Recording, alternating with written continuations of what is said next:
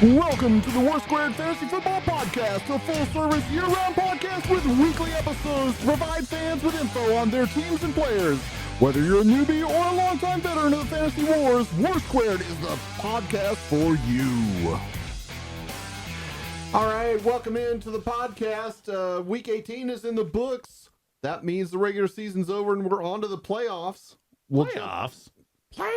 We'll jump into the news here. Damar Hamlin watched the game Sunday. No breathing tubes, no apparatus, anything like that. Discharged from Cincinnati Hospital, returned to Buffalo General on Monday. And the plan right now is for him to be at the playoff game on Sunday. Sunday? Yep, Sunday. I mean, he will travel with the team if they have to travel to any away games at that point in time. He will be released to go back to normal activity sometime mid-March, and we'll see what happens with next year. He should be eligible to play next year with everything going on. That won't be emotional at all. No, not at all. Not like it was when they returned the kickoff for a touchdown the other day. Spoiler alert. As expected, Lovie Smith was fired Sunday night. As you expected. As I went out there and said immediately after, spoiler alert, the Houston Texans threw a 4th and 20 touchdown and got the 2-point conversion to beat the Colts, which cost Houston the number 1 pick in every round of the draft. Yeah, well, the first round shouldn't be that big of a deal for them. Now, the 2nd, 3rd, 4th, 5th, all the way to the 7th might be a different story, is that one player can sometimes determine things. And as we're going forward here, we'll really jump into draft, salary cap, all that stuff as soon as we get through probably a couple rounds of playoffs, because we'll have a lot more time. Also, as expected on Monday, Cliff. Who?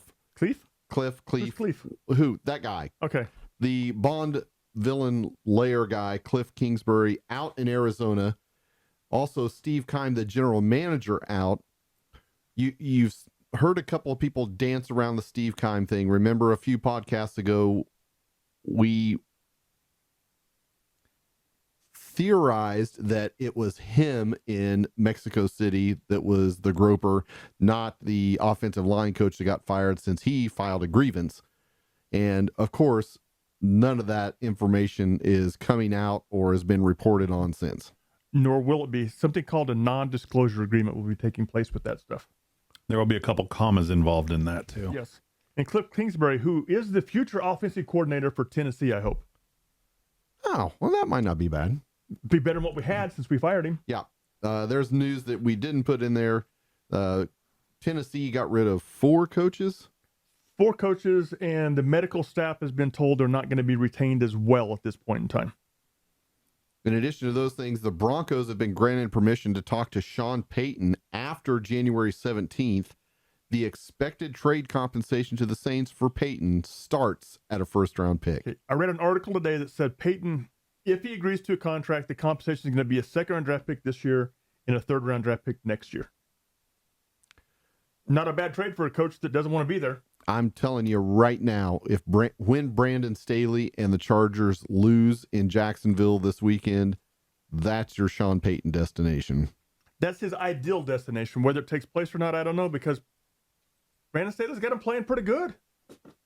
Made the playoffs, put together pretty good. If they were in any other division, they would have been in the hunt for the title. We'll get to this later and talk about the Chargers then. Roquan Smith got a 5-year, $100 million extension with the Ravens, which is not shocking to anyone after they made the trade for him, especially with the way he's been playing there, as he's now had 2 consecutive second-team All-Pro seasons, probably will get a first team this year. He definitely is the straw that stirred that drink to make that defense like the Ravens defense used to be with Ray Lewis at middle linebacker. Definitely, that is the case. This leaves the tags open for Lamar, but we still don't know if Lamar is even going to practice this week. Remember, we were talking last week that Lamar still had swelling in that knee 5 weeks after he injured it. So, man, he should have got that money. He should have taken the deal. Yeah, but they've also seen that Tyler Huntley does not look like the answer. He does not. Last year, Huntley looked like the answer. This year, Huntley looks like, well, he's a pretty good backup if necessary. It's like a follow-on question at this point. Right. Raheem Mostert left the game early. He has a broken thumb. He's probably out this week. This is not going to help the Dolphins try to upset the Bills. Well, would you want to go to Buffalo? No, I don't. If you're from Miami, do you want to go to Miami right now? Yeah, Had surgery Monday.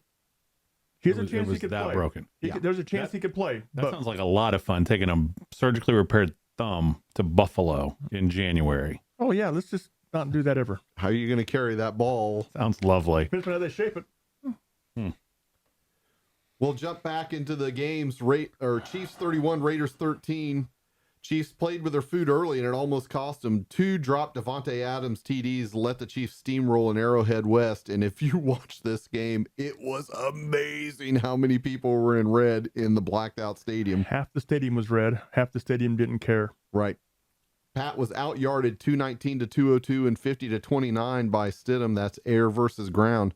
But it's Stidham's interception fumble that really cost him and the Raiders.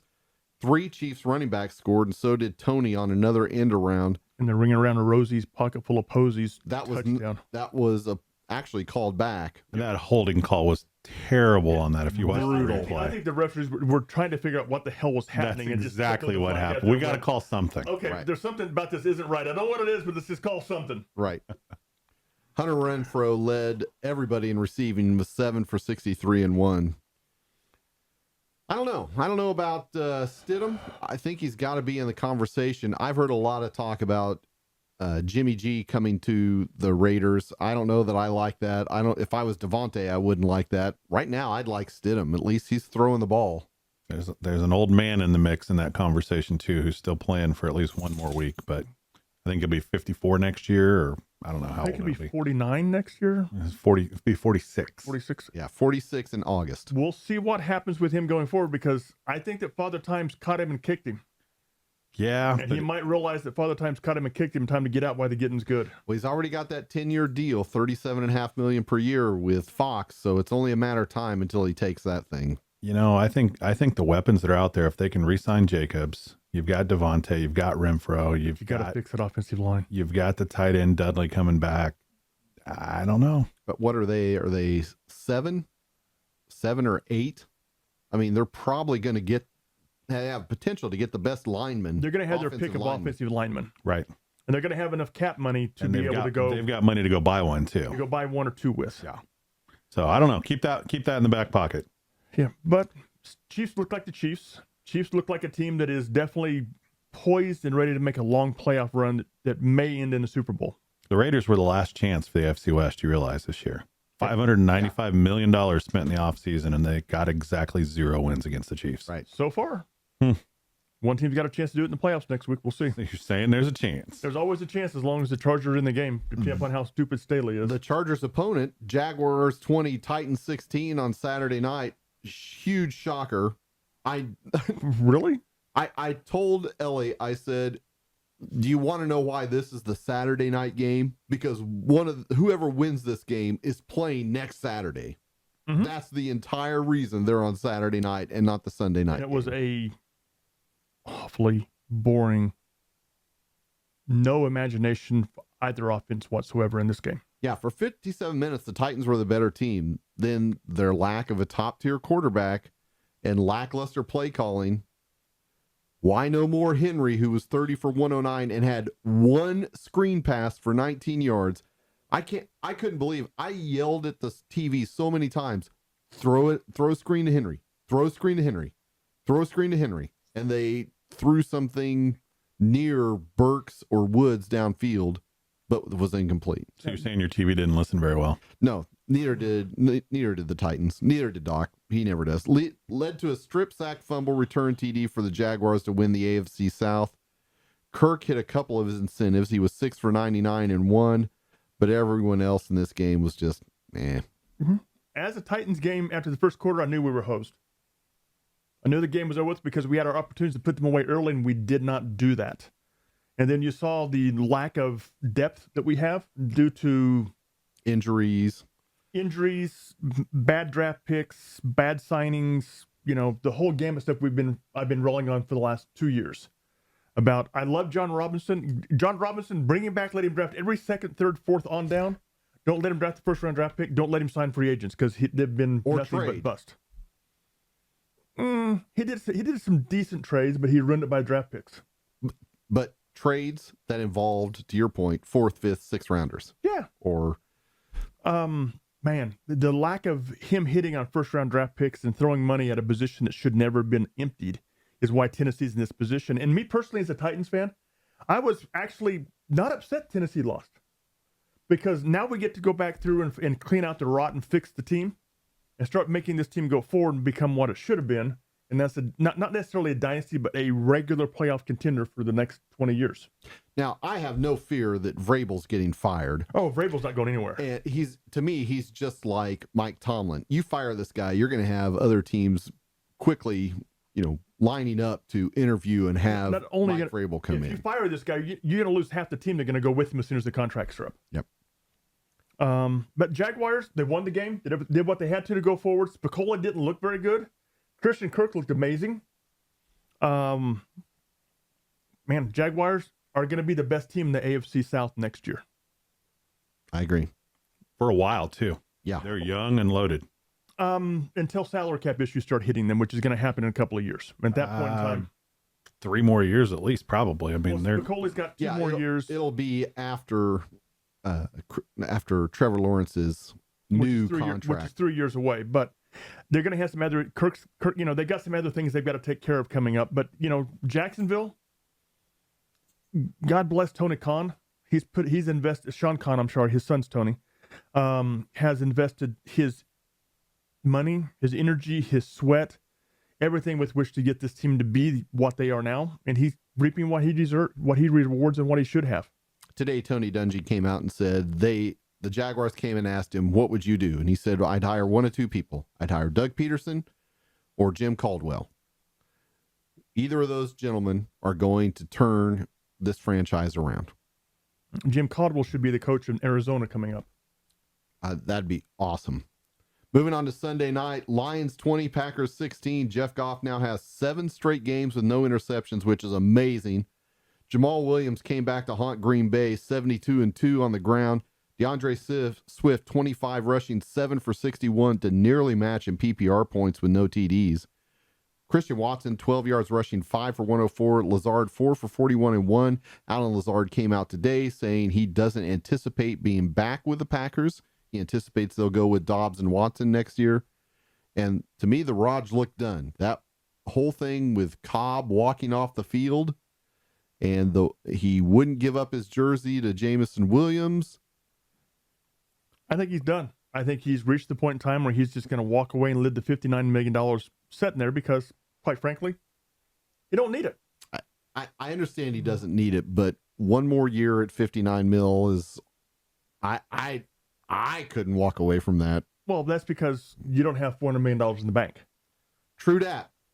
I think he's done. By his whole mannerism this year, he just didn't look like he gave a rat's butt this year. He looked like he was playing out the string. When Christian Watson dropped the first pass of the season for the touchdown, I think he went, I'm out of here. Yeah. You could kind of see him at that point in time go, I have to go through this again. I'm not going to go through it. Now, he got a little bit excited as the season went on because those young receivers came along. Well, right. They became experienced. And now he's going, man, do I really want to take this beating anymore? I think he's done. I think that the Jordan Love experiment starts next year. It could. We'll see. He said in the post-game press conference that they will know by around free agency what he's going to do. March 1. And the other thing, they got beat by the Lions twice this year. I think a lot of it is going to depend on how his golf game's rounding into form. Well, he'll have more time to play it, during the peak season, which is the late summer and fall. And if he can talk the John Wick series into, putting like a clone. A cameo appearance. Yeah, I think so. Yeah. Another agent. But let's talk about the Lions. They won the game. They look good. They went to Green Bay in the cold and looked good. Jeff Goff looked good. Goff looked good the last 7 games of the season. Let's not get too crazy. At this point in time, who would rather have, Jeff Goff or Kirk Cousins? Whoa. I'd probably still take Cousins in that offense he's in. I'll take Goff. Goff looked okay to me. He was outdoors in the cold at Green Bay. He looked good. Two gloves. He was was throwing crap all over the field the first half. Compared to last year's Jeff Goff, he is dramatically improved. I'll give you that, but the bar's not set very high. And, No, but and, he and is- to last there year was no with the bar last year. Rams, I mean, he is turning around. They He's a are top- 8-2. He's a top 15 NFL quarterback at this point in time in my estimation. Yeah, I'll give you that. I mean, top half. Yeah, definitely. Definitely worth a 3-year, $100 million contract. He's not going to get a new contract. He's got 2 years left on his contract. He's gonna at least play out this year. If he regresses during the season, they're done. Oh, he won't because all the weapons are there. I'm just saying. They get If- defense that looked that good with what they have draft pick wise coming back this next year and cap wise. 6-18. I originally said it was 6-17, but then it falls Tell you what. out that the Steelers don't have a better division record than the Lions. The team that's going to win the NFC North next year resides in Detroit. I can't co-sign that. Not with the offensive weaponry in Minnesota. Yeah, I mean, they're both in the same boat. If either one of them finds a defense, look out. And Detroit's got a defense. Look good this game. They got the draft picks and the cap to go fix the issue. You've also got to see Aaron Glenn has already been. He's already being approached to interview for different spots. Everybody in the NFL loves Aaron Glenn. They've loved him since he was a player. They love him as a coach. They're going to love him to lead their franchise. I mean, he might get a job this year. Mm-hmm. So if that happens, that sets them back. I'm not willing to crown Detroit anything yet, but they are definitely on the come. The other thing, remember, Jamal Williams is a free agent. I Mhm. would think they re-sign him, Oh, definitely they resign him. but they're also going to be looking at, what they can do with the running back position. It's with running backs, they're retreads. Jamal Williams will be re-signed by the Lions to be part of that lineup with Swift because Swift you can't rely on to be healthy every game to game. No, you can't. You have to use him just like they've been using And him. Jamal Williams and him make an ideal combination in that offense. Yeah, I mean, they're just like Aaron Jones and Dylan Yes. in Green Bay. And that's how they need to figure out a way to use and And utilize that that's more. what they've been doing, and look at the results. Yep. We'll move on to my favorite game of the day. Shocking. Yeah, the cow turds. Commodes 26, Cowboys 6. No, they're the cow turds. How about them Commodes? Kerplunk. This is awesome. Rookie fifth rounder Sam Howell, 169 and 135 and 1 on the ground. He threw it to Terry McLaurin early, 3 for 74 and 1. And a costly pick six of Dak blew the game open. CD did get the only touchdown for the Cowboys, 5 for 52 and 1. But as LaShawn Shady McCoy said, Dak is ass. Ass. He's not wrong. No, he's not wrong at all. And that lodestone of Dak's contract is going to come back to haunt the Cowboys over the next 2 years. I was shocked by this game. I was shocked that they I was- never really got going. Well, they didn't really have anything to go for. I mean, they were playing for the potential number one seed at the time they kicked off. By that point in time, No, by the time they kicked off at the same time. Yep. yeah, but they had to have everything As the fall Niners just right. and the Eagles. Yeah, I mean, And you knew both of those teams were not going to lose, They- especially the Niners. the score and the result of this game looked like the Cowboys sat everybody, but they didn't. No, it looked like the Cowboys didn't care. They were just trying to they were trying to play without They to not played get hurt. into the fourth quarter. Yeah, they were playing tried not to get hurt and just go out there and play, not to do anything else with. Yeah, it was interesting. I was on the road during the early window, and I was listening on flipping around the dial, listening to the different home broadcasters, and listening to the Cowboys broadcast for this when I was on it. I think it was Babe Loffenberg literally says, "Well, the Cowboys still don't look like they care to be here, so They didn't. there's no motivation yet." And it was after the muffed punt or something like that, and it was just like one thing after another. But he nailed it on the head. He's like, Yep. "Why are they even out there?" The cow turds were horrible, and Dak was. Brutal. I don't think brutal's the word for it. How about inept? How about child-esque? I think there was one run by Tony Pollard that got more than 3 yards. Yeah, they just didn't. This is the Cowboys team that just shows up in the playoffs, not Week 18. Yeah. Crazy. They'll have a fun game next week, won't they? Their other assessment was talking about Dallas's defense on grass versus it on the fast track turf at home. Right. Mhm. Right. And they're going to be on the grass next week. That's too. right. They're Two built different for teams. turf, and CD is built for turf. Yes. CD is amazing on turf. As is Pollard. Yeah. But on grass, they're They're average. It's like their kryptonite. I'm not sure average is the word for it. I still wouldn't kick them off my How roster. about elementary? Moving on to the game took place the same time. Eagles 22, Giants 16. Jalen did play, but they were really curtailing what he's allowed to do. 229 passing, 9 for 13 on the ground. So he was not the rushing king that Hurts has been this season. A.J. Brown, 4 for 95. Devonta Smith, 7 for 67. Goddard, 6 for 46. And this was 19 zip. And the Giants were able to get some stuff done in the second half when the Eagles just kind of stopped caring. Great for the work for Jalen, but I expect much better when they actually take the field next week. Yep, since they have the against bye. Bucks. Yep. Man, the Eagles looked like they were just doing just enough to get by to keep everybody healthy, because that way they get basically a week and a half off. The Giants looked like they rested everybody, which is basically what they did. Yeah, they really had nothing to play for. Yeah, they had absolutely nothing to play for. They just want to go out there and get some, keep the rust knocked off and go forward. Kenny Galladay caught a touchdown in his next to last game for the Giants. Yeah, assuming they lose, correct. What's the price per catch on that contract this year? Holy crap! What It's is it? a lot. Not a good ROI for the club. He Probably- might have 20 catches. I'm going to say probably 2 catches for every million. He probably owes 500,000 them money at this point. 500,000 a catch. Crazy. Sign me up to that deal. I don't disagree. Bengals 27, Ravens 16. Mixon scored early, 27 for 1, 5 for 41 through the air. Got the go-ahead from Ocho Cinco that he would pay the fine to use a coin as a prop after he scored to basically tell the NFL to F off. Absolutely loved it. It was probably the best touchdown celebration this year. Yeah, that'll be the biggest fine too. Yeah. Probably. I mean, really, would he have got less of a fine just to spike the ball and flip the double bird?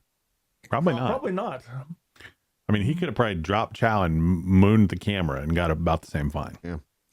Now, Jamar Chase got the next TD, 8 for 86 and 1, but the Ravens behind third-string QB Anthony Brown, who had 286 passing yards in total garbage mop-up, kept it kind of close. Isaiah Likely, playing for Mark Andrews, went 8 for 103, and Kenyon Drake, 60 and 1 touchdown on the ground, 2 for 19 through the air. But once again, the Ravens had nothing to play for in this game.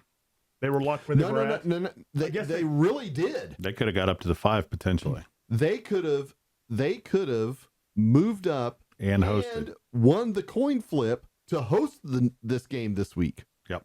So it was a big game for them. Didn't look like it. The problem is Yeah. nobody's healthy there. When you're on your third string QB, there's several teams in that boat. It's tough rolling into that current. 68 different starting QBs this year in the NFL. I'll tell you what, though, the one thing they have found this year is this Likely kid is likely going to be around for a long time. To see what I did there? That was Very nice. But you throw him and Andrews on opposite double tight sides. inside. Did you stay up all night thinking about likely thing, or did you just come up with that? on the spur of the No, moment? that's very unlikely for me to stay up that late. I don't doubt that. But both teams are in the playoffs. Both teams are playing this week. Yeah, repeat. Did they just stay there? The Marriott kicked him out, I think. Bills 35, Pats 23 with Damar Hamlin watching. Nyheim Hines took the opening kickback for a score and then did it again after the Patriots took the lead. So 2 kickoff returns. There had only been 4 in the NFL this season. No opening kickoff returns until that. Josh Allen and Mac Jones both threw for, by the way, on kickoff returns, it has been 3 years and 3 months since the last Bills kickoff return. Right. And did you see the Moses parting of the seas on that one?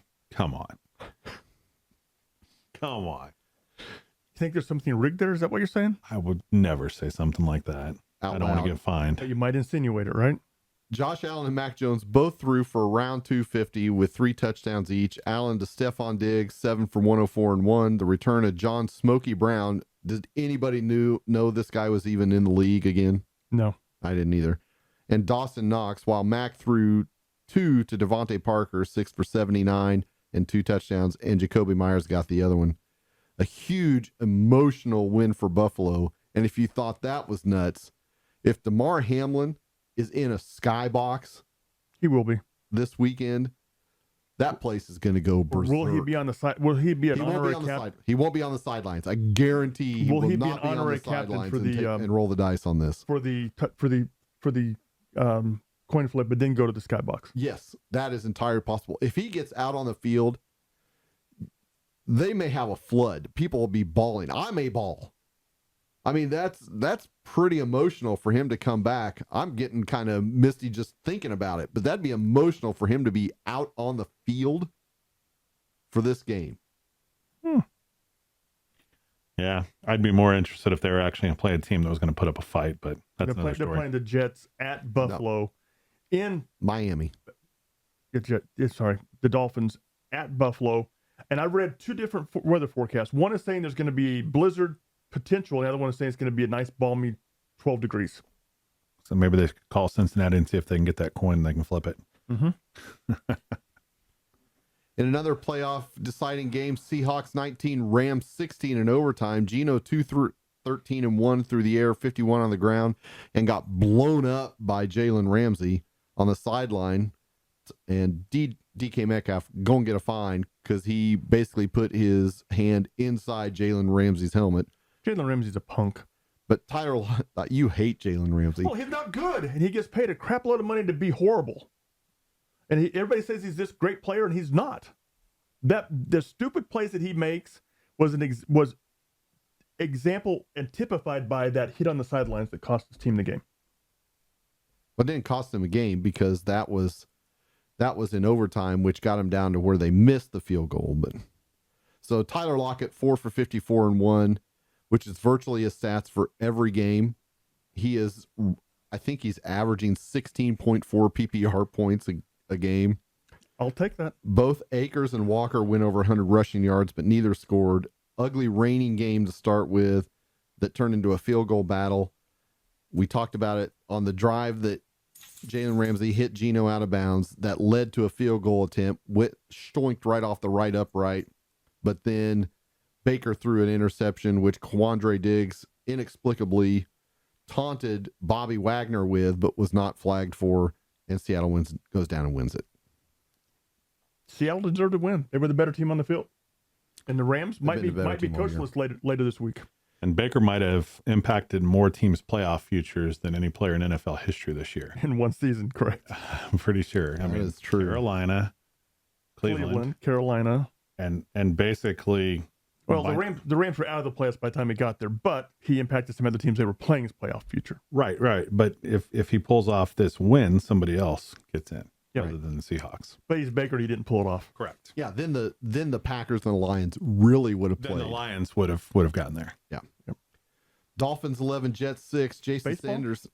It was a huge yes. The Hockey, which one? Marlins beat the Yankees, or Marlins beat the Mets, whichever one you want. Gotta be Jason the Mets. Sanders made a 52-yard field goal to give the Finns the lead with under 30 seconds to go. Then Joe Flacco came out and pitchy woo-wooed into a safety to give the final score. Garrett Wilson is the stud with anyone other than Zach Wilson. He was 9 for 89. Tyreek hurt his ankle early, didn't get overly involved after that. Jalen Waddle caught a couple of passes, but I think he was like 4 for 44 or something crappy like that. Yeah, but that team just... Blah. The Dolphins are exactly what we thought they were. They're a quarterback away from being good. Yep. Did Tua practice today? No, Tua is one more concussion away from being kicked out of the league. Yeah. They won't roll the dice with him with another concussion. until So we're going next to see year. dislocated finger Teddy Two Gloves or Skylar Thompson in Buffalo. Probably Skylar Skylar Thompson. Thompson, who also has some sort of injury. I don't remember what he's got, but he's injured too. But the Jets are one quarterback away from being a top 6 or 7 NFL team with the chances of being in the top 3 or 5. Oh, come on. No. There's your Tom Brady destination. He just bought a house down there. Miami? He's going back to going to Miami this year. And Giselle bought one across the Yeah, street. that way they can live back to back with Giselle. Could be. Or maybe he rents his house to Jimmy G if he moves down there. There you go. 49ers 38, Cards 13. J.J. Watt had 2 sacks in his final game, and the Cards jumped out to a 6-0 lead on a 77-yard TD to Your man, AJ Green. How's your heart? Oh, I was so excited. And I was like, yeah. Yes. Better Yeah, yet- he's going to retire. Did you need some alone time? I did not. I'm surprised. And then the 49ers blew their doors off. Purdy was pretty good. See what I did there? 178-3 to Kittle, 4 for 29 and 2. And CMC, 45 yards, 3 for 34 and 1 through the air. Elijah Mitchell came back and ran 5 times for 55 yards and 2 TDs. Almost as good as the Jerome Bettis line. He's back. Is Purdy not remind anybody else of a guy named Kurt Warner? Yes. The way he's come in here unsung Well, last draft. no. I mean, he wasn't sacking groceries, but he was Mr. Freaking Irrelevant. He's not throwing for 300. Not yet, but he's also He doesn't not, have to. He's not in the offense designed to where you throw. I mean, quarterback Dick has to throw for Vermeil's 200 form of yards. defense at that point in time was hurry up and let him score so we can get the ball back. He's reminded me of Nick Foles when he came in for Carson Wentz. No. He's reminding me of, I could see Joe Flacco during the Ravens era too. who he really reminds me of a lot is Tom Brady. But what are the Tom Brady? What? Young Tom Brady, the same offense, came in off With the injury. exception that the players that he's got around him are phenomenal. Yeah, I mean, he's a game manager is what he's been. Just So don't it has- beat yourself. That's all Tom Brady was for his first 2 to 3 seasons, was a game manager. Don't beat yourself, put team in position to win, and they did. Yeah, I mean, but that was with Corey Dillon, Christian Fourier, Wow, there's a name. Dion Branch, David Patton, David Givens. I mean, those were nobodies. This is with Christian McCaffrey, George Kittle, Brandon Ayuk. Yeah, but all he has to do is put him in position to win, and that's what he's done. Well, He hasn't cost him any games. That's all If Tom Brady he did his can put first up 3 to 4. 21 points, they're going to win more than they lose Yeah. by far with that defense. He's had, I think, 7 straight games now where he's thrown for 2 touchdowns and over 200 yards. No, not over 200 Okay. because he's been under 200 most of those games. But every game he's played, he's thrown for at least 2 touchdowns. But you know what the really sad part about this game is? J.J. Watt is now out of the league, who's probably the best person in the league right now. What he does outside of the teams and stuff, he's now retired and done. Does he still have time left on his contract? No, he was a free agent after this. We'll see when the phone rings. Well, talk to him about May. We'll see. We'll talk to him about September, late October-ish. Yeah, we'll see if the itch is starting by like May, June when. But he went out. He went on a game. He had 2 sacks. Looked like he looked like he could still play. He was one of the top 5 players on the field. How hard are TJ and Derek going to be on him? 100%, exactly what I had in my brain. If Pittsburgh calls him, he's got to take the call. At the very least, he's taking the call. But does he answer? It's the next question. Or Green Bay? He's a Wisconsin guy. Yeah, but to Depends get upon A-Rod. all three brothers on that squad, he can go in there and do it for $5 a game if he wants to. Money's not a big deal to him at this point. I mean, he could do it where it's all incentive. It's $1 million for the season, the veteran minimum, Prorated by game. and $1 million per sack. Done. I'm just saying. I think he says he's done because of the shit show. Pardon my French. That Cardinals organization's Absolutely. The poop popsicle. Oh my God. No starting quarterback starting next year. Yeah. Maybe all year. And no secondary behind him. So No, next year's a lost season for the Cardinals. yeah, he definitely didn't want to re-up there. Easy way to do it is say I'm riding off in the sunset. We'll see if he pulls a Gronk or a Brady and decides. Does he have any money in FTX? Do we know? Does he need to come back? I mean, I don't know. I don't know. I don't think he needs to come back. I think he's okay. We'll see. Speaking of the unknown, the Steelers actually had a winning season. Speaking of the Steelers, shocking that somebody picked the Steelers and not the Browns in this. Steelers 28, Browns 14. Deshaun 230 and 2, 44 on the ground. Nick Chubb 77, 5 for 45 and 1. Might be his most receptions on the season. I didn't check that. I think it doubled his total. And It in didn't. He's had more than that, but Njoku 4 for 42 and 1. But too much Najee, 84 and 1 on the ground, 1 for 10 through the air. And George Pickens 3 for 72 and 1. Oh, well, then there's the 7 sacks and 2 interceptions by the Steelers D that helped a lot. Other interesting news, I thought, on Thursday, Jadeveon Clowney basically sent home by the Browns after he came out and called out the Browns coaching. now this is his. Oh yeah, this is the 3rd stop in his career. He's burned every single bridge there, napalmed him, dug up the foundation, threw him in the river to create a dam. Jadeveon Clowney may be the most overrated defensive end that's come into the league in recent years. When he first came in the league, I thought he was made by one play in college, and that was when he blew the guy up in the backfield. Yep. He had a pretty decent career in Houston, went to Tennessee, had 0 sacks, but stuff to run really well.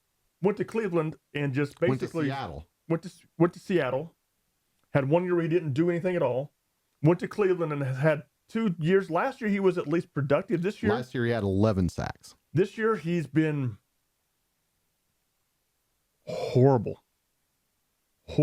Yeah, basically. And has probably played himself out of the league, especially with his attitude and his irritability. He called out Cleveland because he felt that they were basically coaching him to set Myles Garrett up to get sacks. What's wrong with that? If it works, what is wrong with it? Nothing. If the it problem works. is it wasn't working enough. Yeah, I think. But I don't disagree that Myles Garrett is an outstanding player. David Clowney has the physical tools or had the physical tools to be an impactful player. Not anymore. Yeah. He done. Yeah.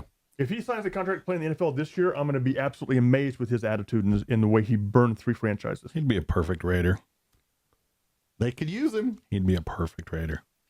Vikings 29, Bears 13. Billy's favorite, the Peterman, started for the Bears and was relieved by Tim Boyle, who scored minus 2.88 fantasy points. Tim Boyle, do we have to lance that thing? Yes, absolutely. But it's Okay, spelled somebody differently. needed to. Velus Jones had a nice 42-yard TD run, and Cole Kmet was 4 for 57 and 1. But Alexander Madison, with his 54 yards and 2 rushing touchdowns, 1 for 6 through the air, and KJ Osborne, 5 for 117, did too much damage for the Vikings. Who cares? When you start Nathan Peterman, who's most famous for, I think it was relieving E.J. Manuel in Buffalo and throwing like 5 interceptions in the first half. Yeah. Okay, when you see Peterman's name in the lineup, shouldn't they automatically get fined for throwing the game? One rule about Tank Club is you do not talk about Tank Club. Okay, but Peterman's pretty much the obvious giveaway, isn't he? Yes. Okay. Panthers 10, Saints 7. Sam Darnold played the whole game and scored 0.92 fantasy points, He doubled his season total. ensuring he will not start anywhere next year. No, he's going to become the career backup now. He is. He is the new Chase Daniel. Donta Foreman was ejected for throwing a punch. Chris Olave, 5 for 60 and 1, and Alvin Kamara, 107 on the ground, 1 for 3 through the air in what may be his last game for the next 2 years to lead all fantasy-wise. A game-winning field goal by Eddie Pinheiro finished this off. This totally had the look of a preseason game. Wait, you're saying they don't have a league in the Nevada Correctional League? They do, but he won't be able to play. Oh, well, that sucks. He won't be eligible there. This isn't the longest yard. Okay, Brucey. This was. I tried to watch part of this game, couldn't do it. Why? Did you lose a bet? No, I try to watch parts of the games. That way, when I get here, I kind of see what's going on in the games and stuff. If one catches my fancy, I watch it. Oh my God! I watched like 4 plays and went, oh God. Oh look, there's a cat getting a bath. I was gonna say there's grass growing or paint drying. Yeah, there's something else on TV. Let me see if I can find it. I think 3 times Red Zone flipped to it, enough to see the Chris Olave touchdown, Donta Foreman punching, gosh, I can't remember the guy's name, Davenport, something like that. Saw that, and then at the end when Pinheiro kicked the field goal, and thank God that's all I had to watch of that. I would say this year about half the NFL games have been unwatchable. All-time high in single-score games. But unwatchable because they're 10-7, 6-5. I think it's 80% of the games were one-score games. Yeah, there's just some of them are just like this one. It's a 1-score game, but it's unwatchable. Absolutely. 100% it is. Broncos 31, Chargers 28. Brandon Staley must go with nothing to play for because the Ravens had already lost, so they were locked into the 5th seed. Justin Herbert, 273-2, played into the 4th, and both Mike Williams and Joey Bosa, arguably 2 of their best players, got injured. This guy's an effing idiot. But that's what the analytics told him. Well, I watched part of this game, and I was absolutely amazed that they had any of their impactful players in the game past halftime. Keenan Allen, 8 for 102 and 2, caught the last touchdown at the beginning of the 4th quarter. Yeah. Why they were in there is absolutely. I thought they might play a quarter. I And I thought was like, all right, maybe a half. Okay, maybe a second half series. But I'm like, why? It's not like we're in preseason where they haven't come out from halftime 16 times already. Yeah, I watched this game, part of this game. I was just absolutely amazed at the Chargers' mismanagement of playing their starters as long as they did.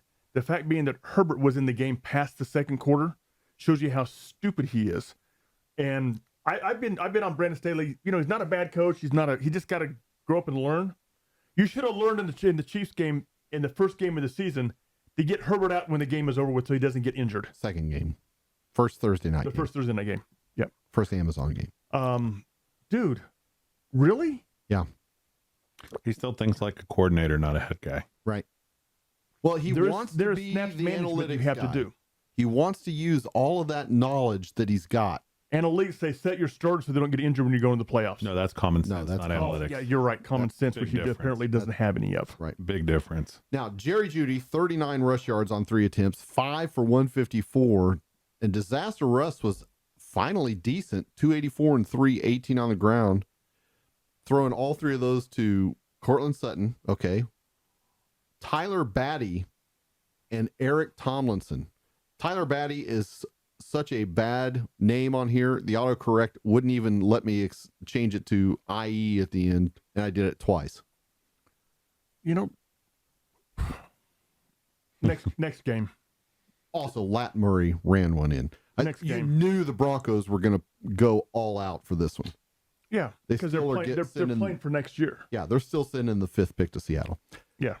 Falcons 30, Bucks 17. Brady went 84 and 1 to Kyle Rudolph, who got his 50th career TD, and then all the Bucks players went to the sideline in the second quarter, and the Falcons went crazy. Brandon Staley, pay attention to what happened in Tampa Bay. Would have been helpful for you. Absolutely. This was actually in Atlanta, but Ritter was 224 and 2 to Zacchaeus and Pruitt. Name them and spell it. No. It's Olamide, Olamide for Zacchaeus, and Michael, Mycole for Pruitt. You really got to get a life and rent some friends, Tommy. I can't help it. You don't I even just- know. You just got that memorized. I don't do. I can see. you? I feel sorry for Ellie. All I can see is their pictures, like on the sleeper app, literally in my head when I think of Zacchaeus. Here, hold on a second. I'm going to scoot over a little bit. I think this is where an intervention gets called for. Yeah, we need to get his friends. Hold on, we are his friends. That's right. Does Passages Malibu have something for fantasy football? They do. Addiction. Yeah, I need a room, and of course in Malibu, that's close enough to Billy. He'll just come down and go right. not in the in sun. Vegas. You better Tommy. put Billy next to him because they're both going to be there side by side. Good news, we can get a 2-for-1. That's right. Good God. While Drake London 6 for 120, which is maybe his 3rd best game of the season. Well, he's finally got somebody who's throwing the ball, and Smith's actually letting them throw the ball now instead of 85% run. I mean, I think you're seeing they had to test and see if Ritter has. And if you look at part of that future, Atlanta's team has come along bit by bit, and they've had more and more offensive playbook opened up. yeah. I mean, they're building. I mean, It's going to be interesting to see Tyler what they Algier, do. 135 rushing yards. Cordero Patterson had the touchdown, but didn't do anything other than that. Just continued his vulturing. Well, ways. he's done. I mean, the Falcons were 7-10. They have the groundwork laid to be a 500 football team next year. 8, 9, 9 and 8 next year, with things going forward in that division that could win. I mean, that's what I was going to say. I mean, they were in the hunt to win their division until 2 weeks into it. 2 weeks to go. 2 weeks to go. Right. Part of me thinks they should have probably pulled the Trigger on Ritter earlier. Yeah. Give him half the season instead of the last quarter. They have a productive offseason with free agent signings and rebuilding a couple of things they need. They could be right there in the hunt for a playoff spot next year. I mean, because Tampa Bay's not going to be good next year. They've got the 8 pick and a bunch of cap space. So Tampa Bay's not going to be good. ton of cap space. Carolina's probably got the best team coming back next year in that division. They need a quarterback. depending on what goes on with the Buccaneers. The they're Buccaneers gonna- are a retirement total, community. That's going to be gutted. a It's total going to be wild the card. Villages South. Yeah, it could be. Final recap, Texans 32, Colts 31. Damn it, why didn't the Texans give me a tie? I was jumping up and down. Remember, I projected last week this to end in a tie. You forgot overtime. I watched a big chunk of this because I was invested in a you were tie. invested emotionally, wanted weren't the tie. you? Your analytics said if I get the tie, I won't. Yeah, I'll still finish last. Oh yeah, I'm still going to finish last. I just wanted to crow. I mean, that was like going to be my crowning projection for the entire season. That is How'd it work out for you? That's my betting life, actually, right there. It worked out like ass, just like Dak. Lovey might have kept his job if he doesn't go for 2, but no. Oh, and this is the other thing. I saw this on Sunday night. Some poor bastard lost $2 million in a survivor pool because he had the Colts. That I would maybe want extra security with Lovey right now. And $2 million's a lot of Skrilla. And they had a picture on this guy. And literally, when they got the 2-pointer, he just picked up his glass and drained it, set it down. And then he called his Uncle Lenny to go take care of the guy for him. Wow. Amazing. To Doc's point, Davis Mills was great. 298 and 3, a 2-point pass. Cooks was 5 for 106 and 1. Akins, the tight end, 4 for 70 and 2 with a 2-pointer. That's a monster line for a tight end. Zach Moss ran wild for the Colts, 114 and 1, 3 for 7, as did Deion Jackson, 35 yards rushing, 6 for 75. Pittman had a TD, but he was only 3 for 30, and both these scored a TD. I mean, Tobin and I talked a little bit before show. The Colts are going to identify a franchise quarterback. I said, what if you trade the 5th? It's fourth, the 4th, and Jonathan Taylor to the Bears for the 1st and take your quarterback? Would the Bears take that little for it?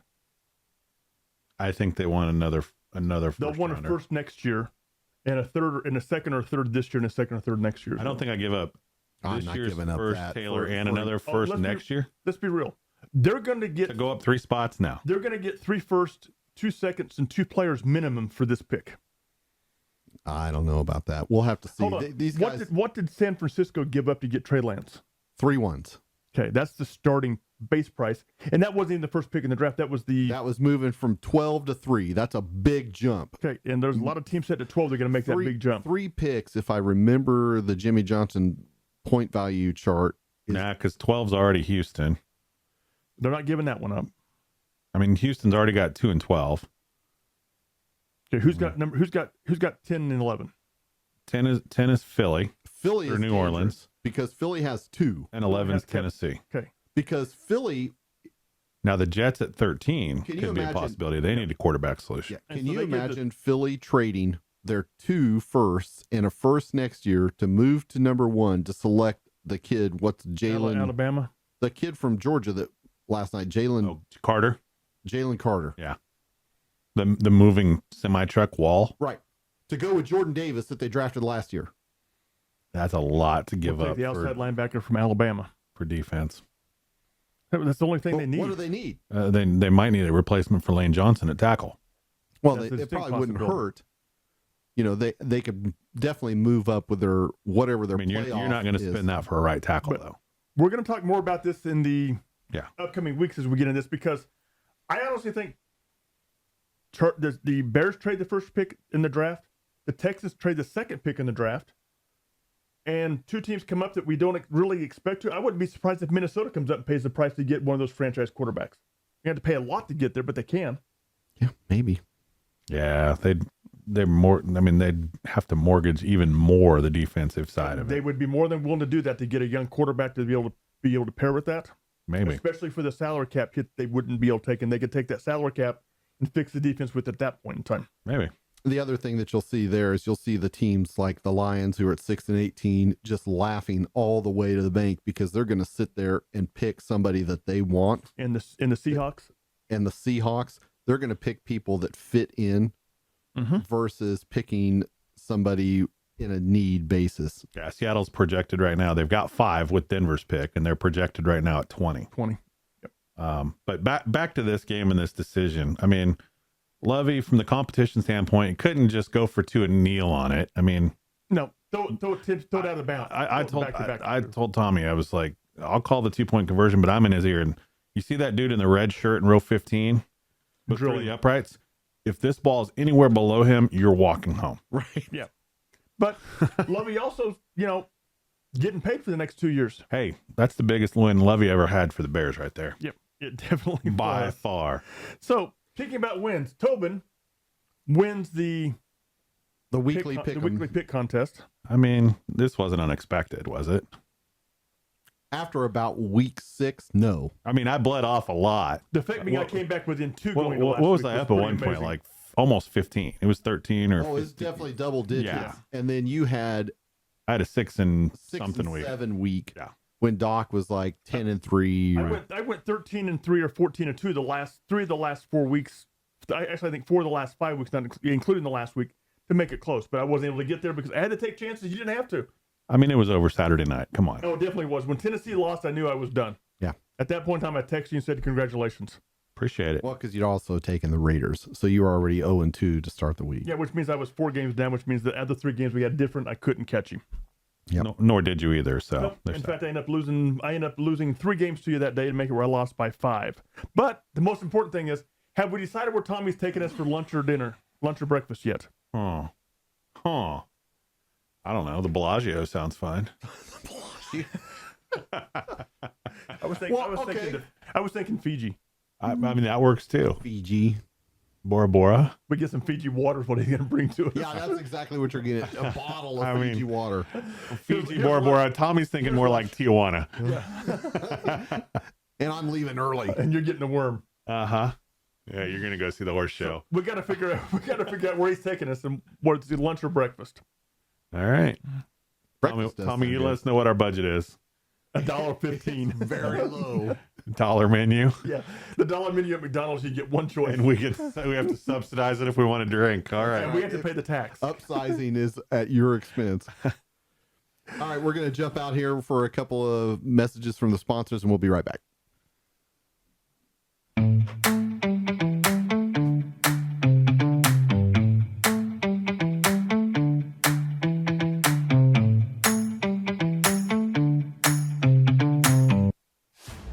Indian Media Productions is your one-stop shop for all of your media creation needs. Whether it's producing a podcast like the one you're listening to, or maybe you just need some video for your social media and websites, sales and promotional videos, or even TV commercials, we've got you covered. Check us out at IndianMediaPro.com. After you've listened to Warsquared and have your lineups locked in for the week, we invite you to go over and check out 3 Dogs and a Dude. It's a podcast inspired by 3 crazy rescue dogs and their dude who like having conversations with interesting people. You never know who might pop into the studio as a guest, and we guarantee some laughs. Check out 3 Dogs and a Dude wherever you get your podcasts.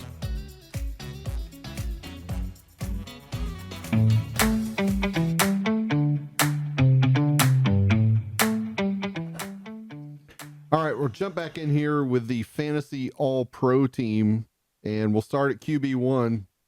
Anybody you want to put in there besides Patrick Mahomes? Please do. Let me get that wrench to throw at you. No. If Hurts would have stayed healthy all year, he would have been in the conversation, but he wasn't. Right. Therefore, he's not. Yep. I couldn't agree more. RB1, got to be Austin Eckler. He is the hands down PPR RB1. Now in a standard, I still think he's like 6. He's 6 or 7 6. in the standard league. The PPR, he's hands down the number 1 back because he catches 8 balls a game. Right. Well, lately he hasn't been catching 8 balls a game. He's been just running the hell out of the ball. But number 2, Christian McCaffrey. Was there a better move made by a team this year than San Francisco acquiring CMC? Especially what they paid for him, which was basically nothing. A second, a third, and a 6th or something, or I second, think it was a fifth, second, and third, 6th. 4th, and a 6th is what they paid for him. And not all of them are this year. Yeah. No, that was a great deal. Wide receiver 1, got to be Justin Jefferson. Are we going to argue? Nope. Okay, move on. Wide receiver 2, at least on scoring, was Tyreek Hill. For the first 14 games of the season, yes. For the whole season, Adams has to be in the conversation. Was it even 14? I feel like it was like 12, and then Tyreek started falling off the cliff. Well, Tua got concussed, and then Yep. then he became substantially less valuable. Then we found out how, and Adams, Adams had a good year.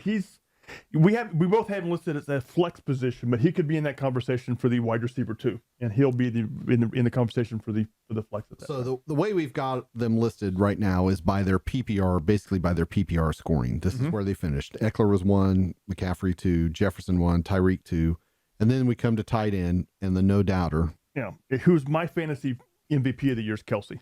Travis Kelce. He finished 100 points higher than the next fantasy tight end. That's one hell of a drop off. Now, mind you, this is without his speed demon to take the top off and focus all the defense on. And he was the number one focus of all the defenses. And really, the last 3 of the last 5 games of the season, he was there, but he didn't get touchdowns. No, he had 7 for 45 or something like that. Yeah, and so he was still there, but he wasn't that. He didn't have the same impact the games that he had earlier, but he's still my MVP of the year for fantasy football because of the fact being he outpointed his nearest person by 100 points. Well, and he matured so much now. I mean, if you look at this 5 years ago, that Travis Kelce would have been losing his mind on the sideline, not getting the touchdowns. Yep. He didn't care this year. Yeah. Let's get the wins. 5 years ago, they hadn't won the Super Bowl either. True. Yep. True. In the flex positions, you have Devontae Adams, as do I. In the flex, I put Adams and Jacobs. They're the number 3 wide receiver, the number 3 I've got Adams and Diggs. running back. Yeah, I mean, Diggs had more points per game average than what Jacobs did, which is why I put him in this position. In a PPR. Yeah, in a PPR. Yeah, I have a hard time not putting Josh Jacobs here because he was. There's a lot of people who say he's the fantasy MVP this year based upon where he was drafted and the points that he got. 100% he is. And you can't argue with that logic. You can't argue with that decision at that point in time if that's what they want to use for it. How much does he come out of this smelling like a rose? They don't pick up the year 5. Oh, he's going to cash an extra $1 million or $2 million a year. He's a year early getting to that next contract. They're going to have to write a check. $1 million. Yep. Yeah, if they want to keep him, they're going to have to pay it. I don't think they are. Well, I mean, they could franchise him, and it's about 12.5, I think, is what I saw. Yeah, that's cheap for what he. That's not what bad for a running back to buy you one more year. And they may franchise him and agree to trade him. Yep. We'll have to wait and see on that one. Now you have Daniel Carlson as your fantasy kicker. He's the number 1 kicker points wise. I've got Mayer, the kicker from Dallas, because he's at Mar. Because he has more points per game than what Carlson does. Yeah. But either one of them, if you had them, you had the one on the 2. Right. Can't really argue with that one. And then the defense was the Patriots defense. Hands down. God, all they did was score the whole second half of the season. Yeah, right. I mean, they were the best. They were the best offense the Patriots had. 5 straight games with the defensive score. Yeah, I was going to say the whole back half of the season, it was nothing but touchdowns out of that defense. They're the reason why the Patriots were back in playoff contention. And then the top rookie, mainly due to injury, was the New York Jets, Garrett Wilson.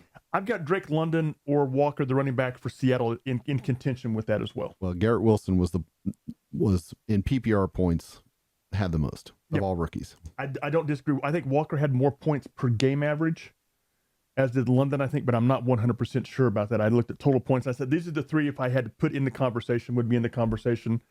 I would love to have seen Breece Hall be healthy all year because he would have been the MVP going away at that point in time for rookies. Did you see Breece Hall's tweet this week when they showed the rookie rushing totals? Mm-hmm.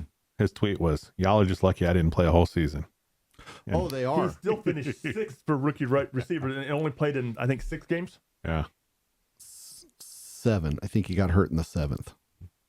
But if you extrapolate his points out, he finishes as the number, I can't remember if it's the number 5 or the number 6 running back.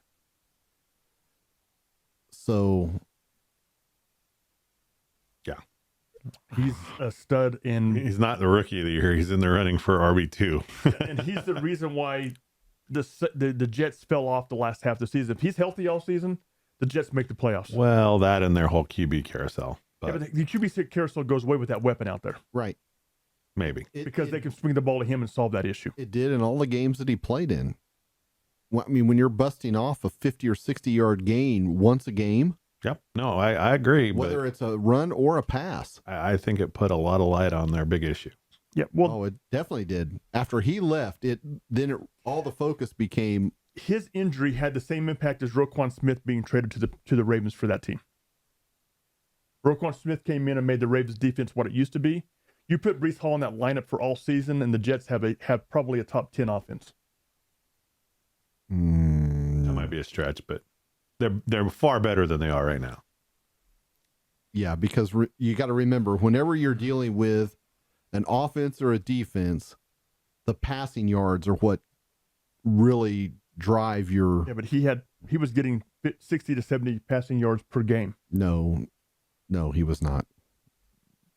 He just was not. He did have a couple of games that he had 60 or 70 yards, but that was not his per game average. Wish I would have brought my phone in so I could look see what his per game average was. Tommy's always wrong. Thank Are you high? Yeah, that's exactly right. A Okay, little bit of both. Yeah. so we'll move on to the playoff top fives. I put two things in here. So the NFL.com, and I think ESPN does it too, has you draft your team for the entire playoff run. Correct. Which means you don't draft the quarterback for Miami this week. No. Or you don't draft the quarterback for Seattle this week. Well, you do, but you draft them with the last pick of the draft. Because they're not going to be you there need more than 1 somebody. week. Right. So your top QBs, meaning these are the QBs that I think go to the Super Bowl for my top two, are Patrick Mahomes and Jalen Hurts. Then Josh Allen, Joe Burrow. And then my last one is Brock Purdy. That's a pretty good pick. Yeah. Those are the 5 teams that if you look at the AFC and NFC championship game, I expect Philadelphia versus San Francisco. I expect Kansas City versus either the Bills or the Bengals, depending upon who wins that game. It's pretty God, I safe hope picks. it's the Bengals. I hope so too. I want to see them come to Kansas City again. I You want to see just them don't go to wanna the see 'em Where in go the to hell are they going to put this neutral site game? Houston. I've already heard Detroit. Detroit turned it down because they can't Las do it. Vegas wants them to do it there. I've heard real bad. Detroit Detroit and said Indy they both can't do said it. no. Because Detroit's getting a new field put in that's already started, is what I've been told. I think it's going to be Atlanta. And they want an AFC team, which means it's going to be. Please don't let it be Vegas, because you see that field this week. It was trash. It's going to be Houston, Vegas, or Los Angeles is what everybody's pointing towards because they want it in an AFC stadium. I don't want it to be Houston because that field is garbage. I don't want anybody to lose an see a ACL. trend on these Trey fields. Arizona's having problems. Vegas field looked like utter crap They this need to week. just go to the And field Houston's turf. the same They need to go boat. to the field turf. Every team needs to put in the exact same field, which is field turf, and call it good. Wait. Now you're talking common sense again. Let's reel it in, Doc. I mean, the Don't get exact too same excited. field needs to be put down everywhere so everybody has the same playing surface. Make it field turf with those little bead things that pop up as they make the catches. I'm telling you, if you do Atlanta, those flights are no problem flights. They're probably the shortest flights you're going to have. We'll see. But that'd be my guess. Let's do it in London. Screw it. Let's go. Yeah, why not? God save the queen. If Some you're tea and crumpets, if she's you're- not there anymore. Got to save the king. if you're Oh, doing that's right. a 1 week or you're looking at DFS for this week, Josh Allen, Joe Burrow, Trevor Lawrence, Justin Herbert, Kirk Cousins. Those are just the guys that I think could have the big games this week. Yeah, because you lose Mahomes and Hurts with the bye. Right. Exactly. And Purdy's not, like we talked about earlier, he's not going to have a monster game. He's going to throw for 226 and 2. Yeah, I'd probably guess more. I'd guess Okay, 176 and 2. Yes, 176 and 2 is like the perfect stat line for him. At running back, when we go to the Season total. the playoff total, it's CMC for me, Isaiah Pacheco, Jerick McKinnon, Joe Mixon, and Miles Sanders. You ever think you'd see the day you had 2 Chiefs running backs in your top 3? I don't think you can have 2 there. I think you only can have 1, which means you got to put the running back from Buffalo in there. You got to put If I'm Cook from Buffalo drafting, in there. I there's no chance I'm drafting a Buffalo running back over either of the Chiefs guys because I think the Chiefs get all the way to the Super Bowl, and I want a piece of that. Yeah, and if I don't get Pacheco, I want McKinnon. See, I think you want McKinnon over Pacheco, I don't honestly. think- I don't think It Kansas depends City's if gonna it's make it. PPR scoring. Yeah, you want McKinnon over Pacheco. The only thing that I like about Pacheco is I know he's going to be in on first and second down. Right. If they have to do any type of catch up, then it's all McKinnon Yeah. until he gets tired. And see, I think Buffalo's going to be the team that makes Buffalo or Bengals are going to be the team that makes it to the Super Bowl out of the AFC. You're smoking. They both beat Kansas City this year At Kansas City? Beat them twice. At Kansas City. Beat them twice. We'll see you beat them twice. Yep. Lunch? I already owe you already breakfast, don't dinner? I owe you breakfast right now. Tommy owes you lunch, so you eat like a king for a day. God damn, well, I gotta go on a diet. Okay. So if we go to one week, just For this coming week, it's CMC, Joe Mixon, playoff Lenny, Austin Eckler, and Tony Pollard. You know, Oh, I don't like Pollard on like the grass. I'd rather see Etienne in there. I think I think the Bucks will be ahead. The Cowboys are going to play catch up. They're not playing catch up with Zeke. Have you seen the Bucks games for like the last 6 weeks? Their catcher's going to be in the fourth quarter when they catch up. Are you? No, wow. Let me. What is that? Yeah, Are you high? That's going to you, Tommy. I'm just saying. I think the Bucks. Remember, it was. Well, this is a spoiler alert for the preview show, but it was 19-3 in the first game of the season on Sunday night. Buccaneers. See, I take Pollard out and I put Etienne in. I think Etienne's going to have a bigger role, especially catch the ball in the backfield. Depending upon the health of Bosa, if Bosa's there, he's going to have an even bigger role as they dump the ball. The Chargers' run defense is still terrible. Yep. I think Etienne over Pollard. Okay, wide receivers? Wide receiver in the season. playoff season, I go with A.J. Brown, then Stephon Diggs, then Jamar Chase, then T. Higgins, Devonta Smith. Remember, I'm thinking of who you're going to draft. I mean, for that matter, if who's I'm going to play longer? Right. If I'm at the turn and I'm standing there are both Jamar Chase and T. Higgins, Take them both. I'm thinking about taking them both. Yep. Because one of them could One of them's going to go off every game. one of them could go berserk And the other one will have decent numbers. The other one have 8 for 89. and a touchdown. Right. Exactly right. Now, if we're talking about this week, Justin Jefferson, Stephon Diggs, Jamar Chase, T. Higgins, Keenan Allen. And put Christian Kirk in there as well. I wouldn't put Christian Kirk over the top of any of those 5. Not even close. I think Christian Kirk's probably going to score more fantasy points than what one of the two, Jamar Chase or T. Higgins, will this week. I'm not saying which one. I have no idea which one, but he's going to be in the top 5. Okay. I wouldn't take him there over those two. At tight end for the playoff season, we're going Kelsey, Kittle, Goddard, Hawkinson, and Dawson Knox. Just because otherwise tight end's a wasteland. I mean, once you get past those 3 guys, I don't know who else has got a shot really to move 2 games. There's a chance. There's a small chance that Minnesota could make it to the NFC Championship game. If they beat San Francisco at San Francisco, yeah. Yeah, if. I mean, it's wet field, outdoors, grass. Possible. It's not likely, and especially if they put it in prime time, then there's no chance. And you could bet against Tobin sometime. Yes, I could. It's not overly likely, but it's possible. And the other tight end look here, excuse me, for the 1 week program, I agree with you completely on those because those are the ones that are obviously going to be there at that point in time. They're going to have any impact on it. The 1 weeks are Kittles for this week: Kittles, Hawkinson, Schultz, Knox, Andrews, and Isaiah Likely. Yeah, I don't know what'll happen with Baltimore because we don't know. We're recording this again on a Tuesday, so we haven't seen any practice. We don't know anything about Lamar. We don't know anything about Huntley for that matter. Yeah, if it goes to Anthony Brown again, yeah, I like Likely a lot. I think it's going to go Anthony Brown because I don't think Jackson's going to be available. If Jackson's not available and goes to Huntley, then I really like Andrews. Yep. And my sleepers, as far as for the entire thing, names we didn't mention on here: Brandon Ayuk, Deebo Samuel, your Christian Kirk, James Cook for Buffalo. If I'm looking for a sleeper, take Cook. Man, this could be his cementing his starting position next year. God, I hope so. And then the last one is Alexander Madison. Dalvin Cook did not look good in the game against the Bears, in a game that he should have shown, and he fumbled. Madison came in 54 and 2 TDs. Madison's looked better this year overall than what Cook has looked this year. He doesn't give you the top end speed, but he's more physical runner, I think. Yeah. Right. the combination of the two of them is a good combination to have. But if I had to pick one of them to put in the lineup behind me, I'd take Madison. He doesn't drop the ball. Well, I think you're starting to see them shape into that Green Bay type backfield as well with Cook and Madison. The hybrid backfield, which almost every team in the NFL's got. You got the flash guy and you got the bruiser. I can only think of 2 or 3 teams that don't have that type of a setup at running back. I mean, you almost have to these days. Yep. And then our week 1 sleepers here. Deebo Samuel. I mean, I don't know what to expect from this guy. He didn't look great last week, but he's still Deebo Samuel. Yep. He was knocking the rust off. DK Metcalf.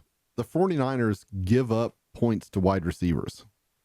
I mean, you've seen them 2 weeks ago. They got smoked by Devontae Adams. Last week, the ghost of A.J. Green had a 77-yard touchdown. That was pity. Danny Nichols. God, I hate this guy. But hold on. Well, they're playing the Vikings, who don't know what the word they- defense starts with. That's right. They are definitely playing offense for the Vikings. There is no D. Oh, it's offensive. Yeah. Saquon, he tore him up last time. And then here's your Etienne. I mean, you're right. He should do well against the Chargers. Mm-hmm. Then they might have to salt it away. Yep. So we'll see what happens there. The only one I might add there would be Spicoli as a sleeper. Well, the problem with Spicoli is he's not going to have to throw for 300 yards there where he's not going to. They're going to game manage him, and they're going to win the game 21-18, 21-17, something along those lines. Yeah, but I see him going for If they win, 202 or 203 potentially. which isn't bad. No, not bad at all. I hope he does more. But last thing on our league recaps in the Dynasty League is Tobin in or not? We're moving the league to next year. Tobin's We've already moved it in. Oh, he's in. Damn it. Now I've got to come pay him $300. Oh, I didn't say that out loud on the air. BNI League, Ross won. Where's the projector? We've got to spray paint it gold. Okay, what type of, do you want a projector like the overhead projector, or do you want a projector that you use to put up like presentations with the clicker? I think we're just going to rename the league the Ross Lee Memorial 6 Foot and Under League.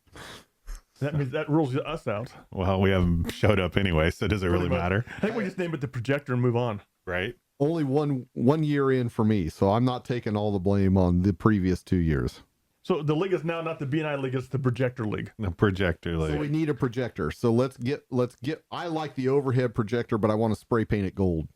Okay, I'll get one. You spray paint it. All right. I'll cut the cord off, hand it to you. You take care of it from there. Yeah. Oh, leave the cord on it. We'll just spray paint it too. You got to get rid of the cord. That thing's a pain in the ass to drag around. Well, good. That's why it's got to go to Ross's office. Can we make it like a necklace? We kind of can for Ross. Wait, is it going to be taller than him though? That's the problem. That's the way it'll be dragging on the floor, but he can use it to stand we on can use too. that to measure stuff with if you want to. While he's singing gin and juice. Yeah. And in the Agents League, Nick barely held on to win against Darren. Of course, I scored the most points over the championship weeks and trash Doc. So Who cared? Oh, now Doc doesn't care about winning head-to-head fantasy-wise. Remember, once you're eliminated, it don't matter. Remember, folks, that was Doc's only claim to fame this year is that he had beaten me in every league we're in. I beat you in every game except this one. Until I thrashed him. Then he didn't care. Now he doesn't care. I honestly can't even tell you who I started in that lineup in that game this week. Well, good. Okay, so that's it. We'll see you next week. Everybody wants to stick around for the bonus segment. Only fortunately, 6 games. it's going to be pretty short this week because there's only 6 games. Is that a San Francisco plug there? Pretty short? It's going to be Ross-esque. Oh, wow.